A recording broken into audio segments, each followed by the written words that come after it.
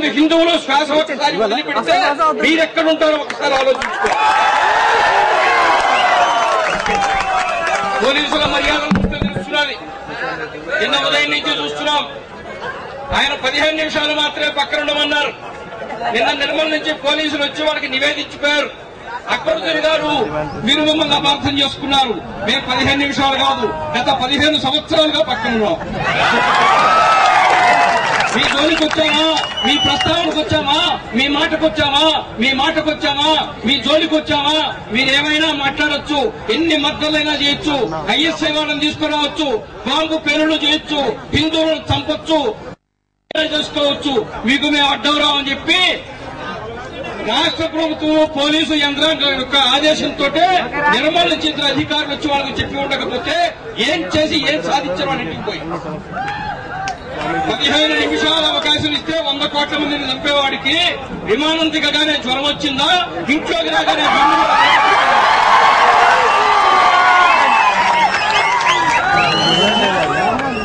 గత 1400 సంవత్సరాల్లో నీ కత్తికి ఎదురు నిలబడ్డ ఏకైక జాతి ప్రపంచంలో కేవలము హిందూ జాతి మాత్రమే. మేము గుర్రం ఒక్కటి కొనుక్కుంటే గుర్రం ఒక్కటి చాలు హిందువులకి. ఇక్కడ ఉండే ఒక్కొక్కరు ఒక్కొక్క గుర్రాన్ని సంపాదించుకుంటే ఒక్కొక్కరికి ఒక్కొక్క ఖడ్గాన్ని ఇవ్వడానికి శ్రీశైలంలో మా భవానీ మాత సిద్ధంగా ఉంది. ఇక్కడి నుంచి ఢిల్లీ దాకా ఎదురు లేదే. మా అందరి చేతుల్లో ఖడ్గం వస్తే నిలబడే దమ్ము ఈ ప్రపంచంలో నీ నోటిలో భారతదేశానికి ఏమైనా ఉందా? 1991 జనవరి 26 మర్చిపోయారా?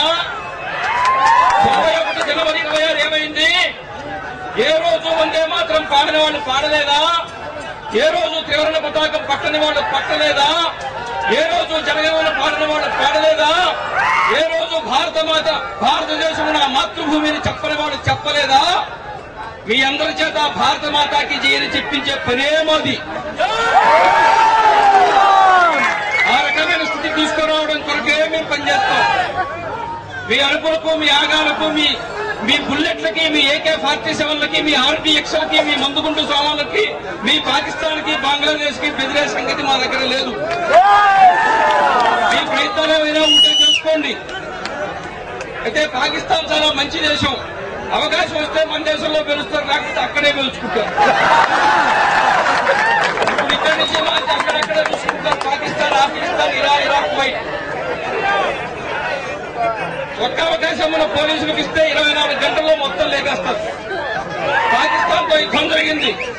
మన జనరల్ అడిగాడు, అమ్మా ఒక్క గంట సమయం ఈ అమ్మా అన్నాడు ఇందిరాగాంధీని. ఒక్క గంట సమయం ఇచ్చుంటే కరాచీ లేచిపోయిండేది, ఇస్లామాబాద్ లేచిపోయిండేది, హైదరాబాద్ కూడా లేచిపోయిండేది. ఈ హైదరాబాద్ కాదు, అక్కడ ఒక హైదరాబాద్ ఉంది. ముందు హైదరాబాద్ లేచిపోయినది, హైదరాబాద్ భాగ్యనగర్ అయి ఉండేది. ఈ రోజు మేము ఇందిరా పార్క్ సాక్షిగా చెప్తున్నాం, ఇది హైదరాబాద్ కాదు, ఇది భాగ్యనగర్ కాదు, ఇది భాగ్యలక్ష్మీ నగరే. ఎక్కడెక్కడ హైదరాబాద్ రాసి ఉన్నదో రంగరంగులు పూసేసి భాగ్యలక్ష్మి నగర్ ప్రాయండి చూద్దాం. ఈ దేశం ఎలా ఉండాలో ఆలోచించేది మేము, ఈ దేశాన్ని రచించుకునేది మేము, ఈ దేశాన్ని సృష్టించుకునేది మేము, ఈ దేశాన్ని శాసించుకునేది మేము, ఈ దేశం కోసం పుట్టింది మేము. మాతో కలిసి వస్తే కలుపుకుంటాం, రావంటే వదిలేస్తాం, ఎదురొస్తే తీసేస్తాం.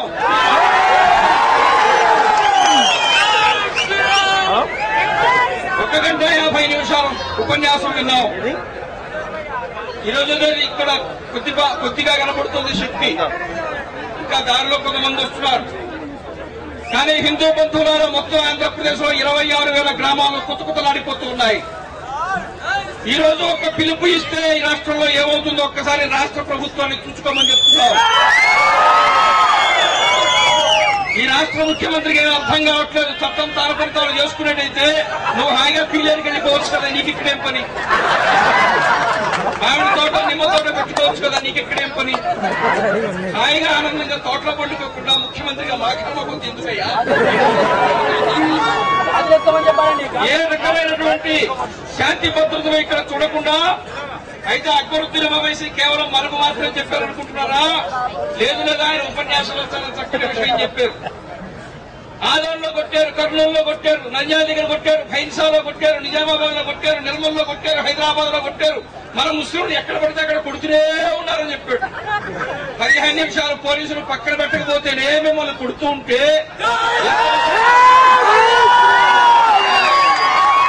నీ ఉపన్యాసాలు విని, నీ మాటలు విని ఉద్యోగం పొందినటువంటి ముస్లింలు నీ కారణంగా ఈ రోజున ఇల్లు కొంప గోడు పోగొట్టుకుని తిండి తిప్పలు లేకుండా బతుకుతున్నారు కదా, జైల్లో పడి మొగ్గుతున్నారు కదా, అరెస్ట్ అయ్యి కోర్టుల చుట్టూ తిరుగుతున్నారు కదా.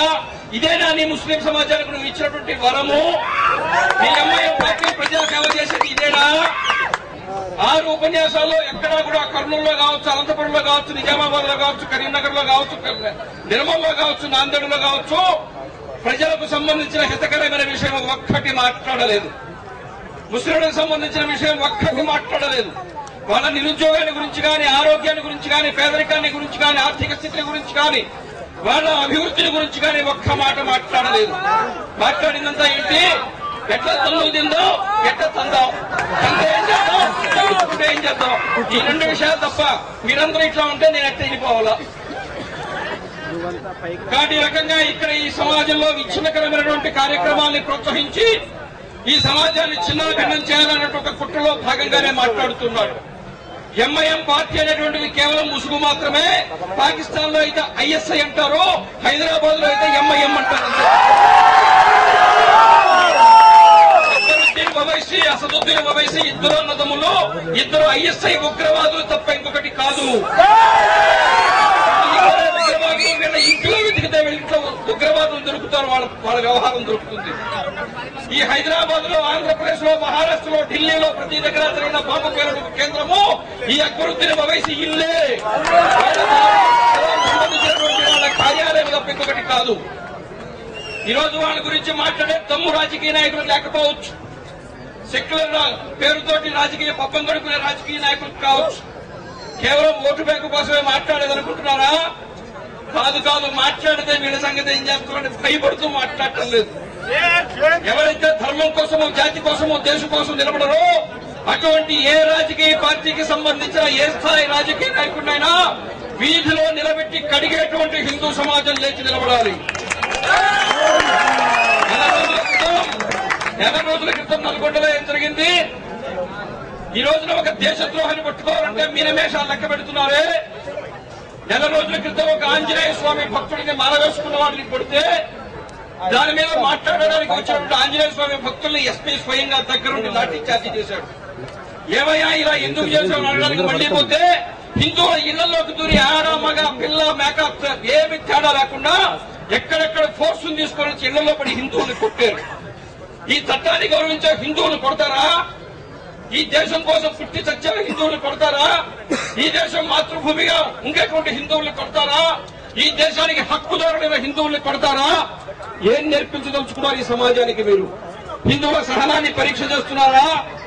హిందువులు మళ్లీ 20 సంవత్సరాలు అయిపోయింది, తర్వాత కొద్దిగా ఏమన్నా మీరు తయారు చేయాలనుకుంటున్నారా? మేమేమి చేయం, కరసేవ చేస్తాం. మేమేమి చేయం, కరసేవ చేస్తాం. 1987లో రామజానకి రథాలు వచ్చినాయి. మేము గ్రామాలకు పోయినాం. గ్రామాలకు పోతే ఏ గ్రామంలో 20-30 మంది కంటే రాలా. 89 వచ్చింది.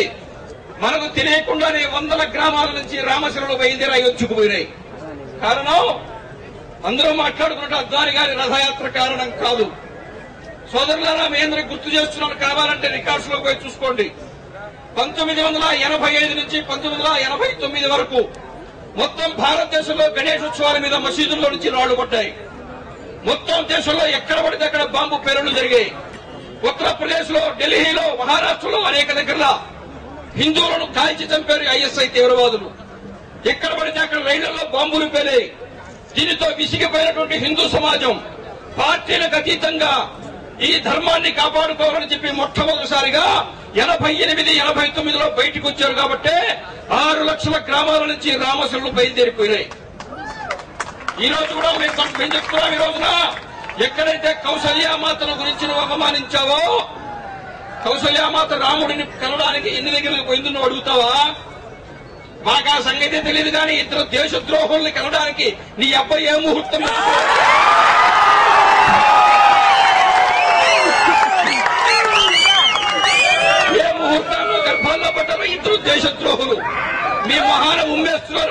మంది 100 కోట్ల మంది మీరు బతికి కూడా ఈ బతుకు ఇలాగే మీరు ఇట్లాగే చూస్తూ ఉండండి. మీ మొహాన్ని ఉమ్మేస్తారు. మీరు బతికి కూడా చచ్చిన వాళ్ళతో సమానం పాపాత్ములారా. ఎక్కడైతే కౌసల్యామాకు అవమానం జరిగిందో నిర్మల్లో, అతి త్వరలో అక్కడ మనము హర్యానాలో కాదు నిర్మల్లో కౌసల్యామాత దేవాలయాన్ని కట్టబోతున్నాం. ఆ దేవాలయం కట్టేది కూడా కేవలం మహిళలు మాత్రమే. ప్రతి రాష్ట్రం నుంచి ప్రతి జిల్లా నుంచి కౌసల్యామాతలు బయలుదేరి వస్తారు. కౌసల్యామాతలు ఇంకా బయటికి రాలేదు. మొత్తం ఆంధ్రప్రదేశ్ లో కూడా ఈ రోజు మారితే రేపటి నుంచి ఆడవాళ్లే జెండా పుల్లలకుండే జెండాలు తీసి లోపల పెట్టుకుని కర్ర పుల్లలు కొట్టుకుని బయటకు వస్తారు. మర్చిపోవద్దు. రేపటి నుంచి కౌశల్యాశక్తి జాగృతమవుతుంది. కౌశల్యాశక్తి జాగృతమైతే శ్రీనగర్ లో ఏమైందో జమ్మూలో ఏమైందో అదే అవుతుంది. మేము వెళ్ళేటువంటి 90 రోజుల పాటు కాశ్మీర్లో ఉండేటువంటి మహిళల వీధుల్లో నిలబడి, మహిళలు జమ్మూ కాశ్మీర్ మన ప్రభుత్వం కాదు, అక్కడ ఉండేది ముస్లింల ప్రభుత్వం. అక్కడ అనేక రకాలైన ఇబ్బందులు ఉన్నాయి. అనేక వేల మంది కాశ్మీరీ పండితులను తరివేశారు. అనేక రకాల హిందువులను హింసిస్తున్నారు. అనేక రకాలుగా హిందువులను చంపుతున్నారు. అటువంటి ప్రదేశంలో, అటువంటి దగ్గరలో హిందువులు మైనారిటీలుగా ఉండే జమ్మూ కాశ్మీర్ లో 90 రోజుల పాటు హిందూ మహిళా శక్తి ఎదురుగా నిలబడితే మిలిటరీ అక్కడే ఉంది, అనేక ఫోర్సెస్ అక్కడే ఉన్నాయి, జమ్మూ కాశ్మీర్ పోలీస్ అక్కడే ఉంది. 15 నిమిషాలు పక్కకు పోలా 90 రోజులు మహిళలు వీధిలో నిలబడ్డారు. జమ్మూ కాశ్మీర్ ప్రభుత్వాన్ని చుట్టుపట్టుకొని కిందకు వచ్చి అమరనాథ భూమిని మనం తీసుకున్నాం. రేపటి నుంచి ఆంధ్రప్రదేశ్ లో జరగబోయేది కూడా అదే. ఈ రాష్ట్రంలో మొత్తం అంతా కూడా మహిళా శక్తి జాగృతమవుతుంది. ఎక్కడైతే మహిళా శక్తి కౌశల్యామాతను ఎక్కడైతే అవమానపరిచారో, మన ధర్మాన్ని మతాన్ని అవమానపరిచారో, దానికి అక్కడ ఆ రకంగానే సమాధానం చెప్తాం. ఈ రోజు మనందరి డిమాండ్ ఒకటే. ఎవరు దేశ ద్రోహానికి పాల్పడేటువంటి పని చేశారో, ఎవరు ఈ సమాజాన్ని విచ్ఛిన్నం చేసేదానికి ప్రయత్నం చేశారో వాళ్ల మీద దేశద్రోహ నేరంతో తక్షణం అరెస్టు చేయాలి. ఎంఐఎం పార్టీని రద్దు చేయాలి అనేటువంటి డిమాండ్తోనే మనం ఇక్కడ కూర్చున్నాం. అది సాధించేదాకా మనం ఆగేది లేదు, ముందుకే సాగుతాం. మరలా మనం పూర్వ చరిత్రను తెలుసుకుంటున్నాం, గ్రామాల్లోకి పోతున్నాం. ఇదే సందర్భాన్ని చెప్తాం. జై శ్రీరామ్, జై శ్రీరామ్, జై శ్రీరామ్. కూర్చోండి, అందరూ కూర్చోండి, కూర్చోండి. జై శ్రీరామ్. దయచేసి వెనకాల ఉన్నటువంటి కార్యక్రమం